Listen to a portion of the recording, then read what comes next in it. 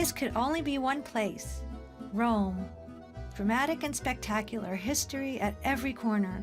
You just can't walk around a block without seeing something historical. Monuments everywhere, the magnificent Colosseum, nothing but treasures and masterpieces.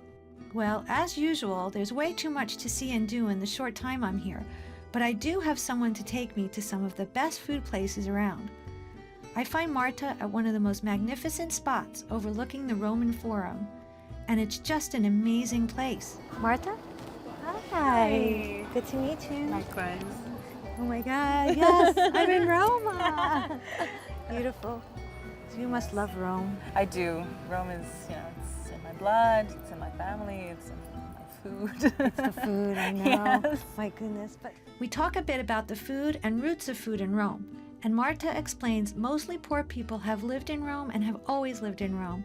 So they pretty much use the cheapest ingredients they can find. There's a lot of organ meats and tripe and all the things that can grow locally. So it's also very seasonal and traditional. We're gonna go make pizza in a proper wood-fired oven. Then we're gonna go from some gelato. And then after that, we're gonna go and make some fresh pasta, which is basically the cornerstone of Italian. All the bases yeah, here, exactly. aren't you? It's just a full menu that you get to try. She's got a nice day planned. First, whisking me off to a famous pizza place on a small street not far from Piazza Navona.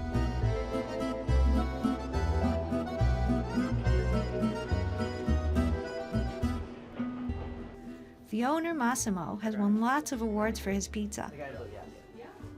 He makes Neapolitan as well as Roman style, and I'm going to join him to learn some of his techniques, perhaps. So I try to make the pizza.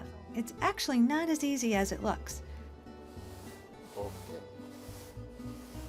I guess you gotta get the right oomph in there, getting the dough just right. And Look, I ruined it again. No. But Masimo helps me out. You're not gonna hire me, are you? And I managed to make a couple of decent tasting pizzas. Well, they're more than decent, actually. All the ingredients are there, and they may not look as beautiful as his, but they're delicious. slow. Slowly. Yeah. And Okay. okay. Okay.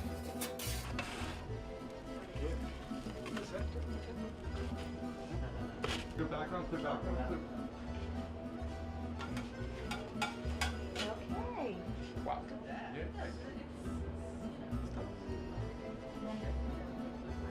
Perfect. Thank you. Bravo. She's just hot for work. Yes, we went out. So I know I didn't do the most typical of the Roman style, but No, that's their award-winning pizza that they do here. yeah. This place has been here for a long, long time now.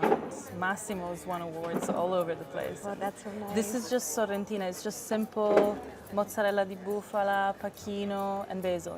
Very, very simple. The buffalo nuts just smell good to start with, and Yeah. it melted so Yeah, nicely. buffalo mozzarella it's the good stuff. Oh, good. But the crusts are the same, yeah, and the dough. The Neapolitan one is higher. It's leaving for a little bit longer. Oh, And so it's delicious. cooked, it's not played around with too much. The Roman one is really flat out because you use less flour, you use less of everything. So You can make it you can make it stretch further. This one is, oh, cheese is just so melty and Creamy. really creamy. Really, really creamy. Buffalo is much creamier because it has a higher fat content. Always makes things It's better. always the good things that have a higher fat content. I know he wasn't thrilled with my pizza making technique, but I know when you do it for so long, and I know it's hot in there too. Well, I might have to come back and perfect my technique, but Practice makes perfect. it really does. I'm loving this. It's great. No, this is excellent. And the dough, see how it stretches back when you press it down? That's the sign of a really, really fresh, well-leavened dough. So they prepare it, and they have to let it sit for a while to And they rise? prepare it and they let it sit in the fridge for about 6 hours. And then just before you use it, you take it out about 3 hours before because it leavens again. because the temperature is a little higher outside the fridge, obviously. Oh, it's so good. And you know, because when you're stretching the dough, the little semolina on the table, you get a little bit of Yeah. nice crunch. No, in that semolina dough. is easier because flour, it just gets absorbed by the dough. Semolina is much easier because, see, it stays on the outside. It does, and it creates a nice crispiness. And it's nice and smoky, you know?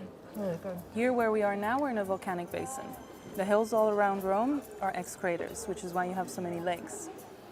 So the soil is excellent. Underground sources and, you know, springs make for excellent water. It's full of magnesium, it's full of calcium, it's heavy, it's sweet, it's delicious. And it's, you know, that's what makes the pizza so Ah, good. that makes sense. Yeah, New York. Yeah, we because have- it's a rich water, you know, it's not like a Exactly. yeah.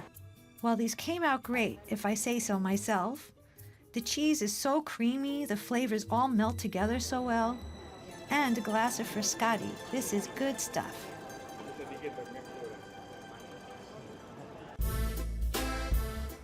Now, it may not sound like a great place to visit, but we're heading to what was the Jewish ghetto of Rome. I kind of want to see what this would be like.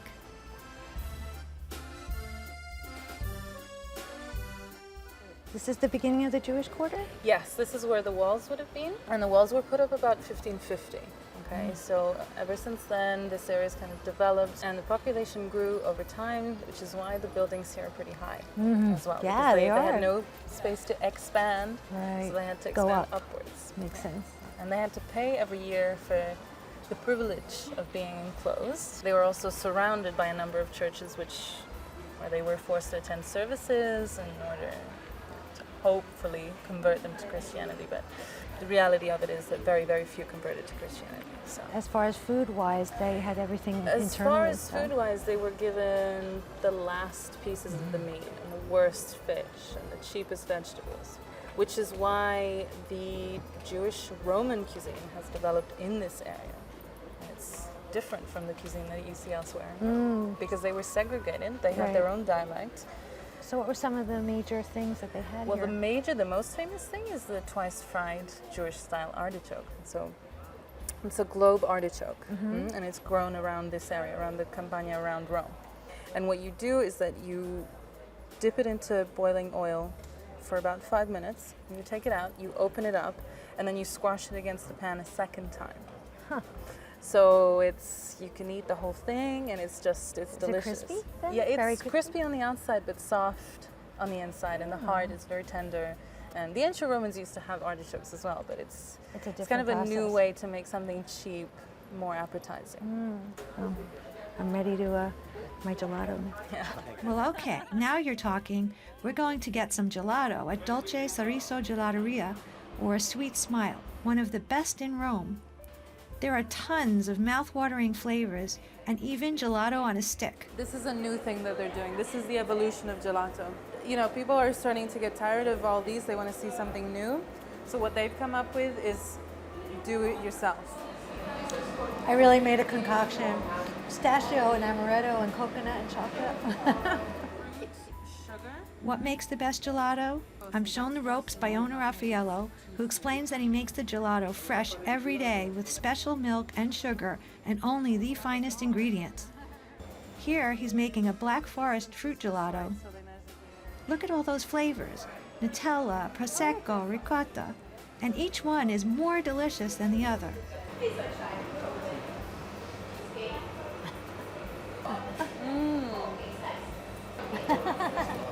Prosecco. Prosecco. Red wine. Vino rosso. Vino rosso è buono, eh? I'm gonna be drunk. How many is he going to give me to try?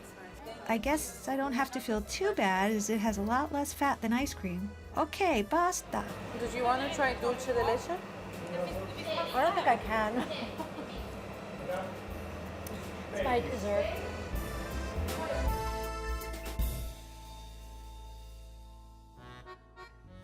All right, so let's see if I do any better with pasta making than I do with pizza making. We make our way to Il Golfo, a very modern and new restaurant in Rome. We're gonna make some Roman pasta, which is without the egg, is only flour and water. And we keep do this. Okay. One finger. Oh, I see. make it wrong.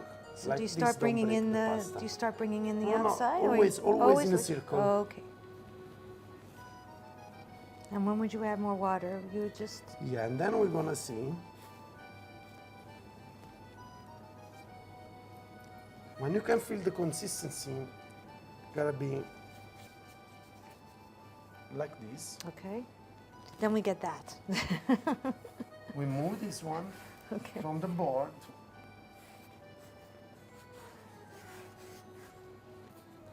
And we start to roll it. We leave the dough for about 25-30 minutes, and after 20 minutes, we can start to roll with rolling pan and cut the pasta. Okay. So Very good. here we go. Okay, so now you're going to roll this out. Sticky that is. Touch it. Beautiful. This is the Oh consistency yeah. you're looking for. I see. I see. And now we do this. We cut a couple of pieces. See, so you don't roll it all out at once. Exactly. Okay. Like this will be under more than one kind of pasta.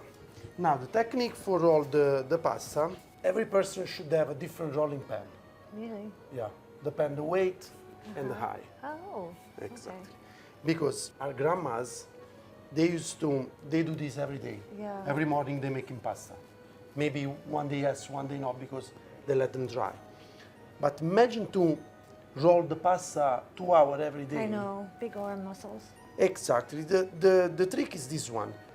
The energy don't come from the arm, come from the shoulder and the back, because they do like this. Yeah, so push They it push down. with all back. Right. They don't do Right. like this. Yeah. They do like Got this. Yeah, I didn't You realize that. You want to try? You want to try to roll it up? Yeah. Just like And flip it. Perfect. and when do you know? See how elastic it is? Yeah, it's just moving along so nicely. We gotta always remember when we put this pasta in the water, it's gonna grow. So we don't wanna It can't be too thick. like this. So you prefer doing this all by hand than using the machine? Yeah, because by hand I can control better how thick gonna come. right. Because with machine, it stretch up more, but then when it goes in the water, raise more. Yeah. So by hand. So now today we're gonna have the Tonarelli. Okay. That's what grandmas are good for. Exactly, they're really good for that.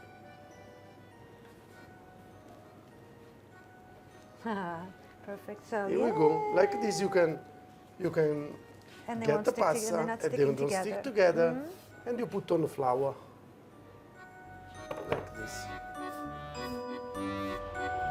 That's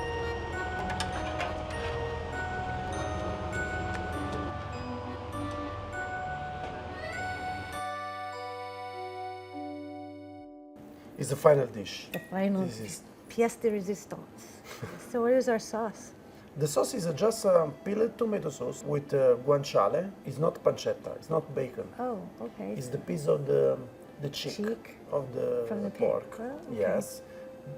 This one is a gland. Is the fat from the gland, which has- is right here. So when you cook, gonna melt different, gonna taste different. So we use the guanciale instead of the bacon. No garlic, No no onion. onion. Yes. Just the pig fat gives the taste of Right, it gives it a well, The actually, you flavor. get the flavor. You Yeah. get, yeah. And is there, what's the cheese that you have on there? Is it just, It's made with Brunelli pecorino, which is a certain kind of pecorino, not too salty, because the Romano one is too salty for do this. okay. So we use the Brunelli one. And then it's mixed with red pepper and green pepper, and then pouring on top. And even when we stir the pasta, we're gonna put the pecorino and melt it inside.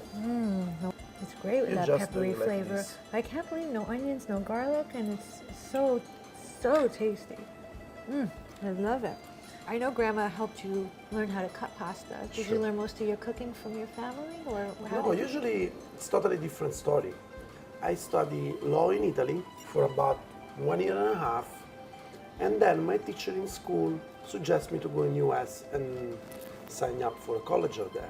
When I was finishing the college, one of my teachers told me if I want to buy off his restaurant for some reason. I was 23, just 23. It's really young to do 23, that. 24. Obviously, you must have had some kind of passion for cooking. So what was that for you? The cooking is a mission. It's not a job. It's a mission. If you don't have passion, the dish never becomes right. That's really true. If you're gonna make some dish in the kitchen just because you have the bill inside, the check, that will never gonna come right. Yes. It's only the passion. And that's it. And because the work is in the kitchen, is hard, it's stressful, is a lot of adrenaline. So you like sharing this, your love of food for other people and with other people. I love it Well, really. thanks for sharing it with me. You're welcome, it's my pleasure.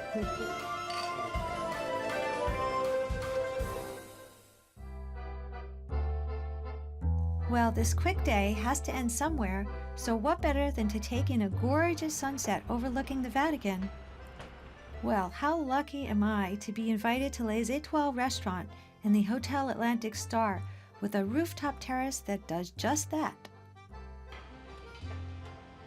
The chef, Marco Capaltti, seems so proud and more than willing to cook up a storm for not just me, but my entire crew.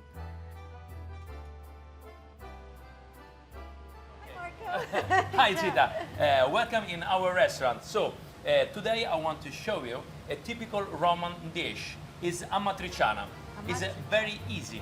But all chefs always say it's easy, and then I sit here and go, No, believe me. I will show you all the passage to prepare a very good Amatriciana. Very good. Of course, we put a little bit of a red onion. This one is typical from south of Italy. The most important thing is guanciale. different than the Yes, bacon. yes, guanciale. So at the moment, Sizzling little- away, yeah? Yes, we take a little bit of white wine, very, very slowly. Otherwise, the alcohol in the wine, look, Will flame. yes. We are almost ready. Now you put a little bit of tomato. This is just peel tomato and squeeze. We put a little bit of chili, yeah. but really, it's a peperoncino. It's not chili, peperoncino. It's from Calabria. So what is that pasta? It's mezze maniche. It's called mezze maniche. Oh, there's so many kinds. It's amazing. Really, more than 100, yeah, I think. yeah. It's looking. That's perfect. And so you can try one of. There's so much flavor. I can't. It's amazing because it's not a lot that goes into that, but Okay.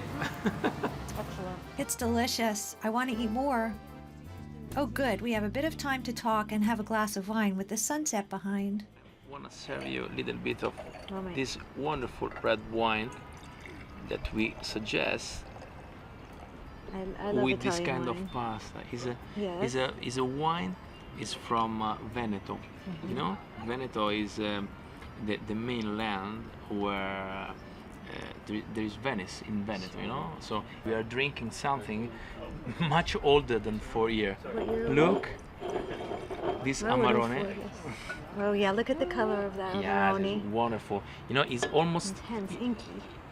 is inky. Yes, it's almost 1 hour that is breathing in our decanter. So after 10 years Yes, in a cask, It needs to breathe little bit. I always say that. Yes. Wine. Thank you. Thank you for Well, sharing that with me. No, it's a pleasure for us to show you something typical from Italy. It's getting a bit dark out here, and well, it's probably time for all of us to eat and drink.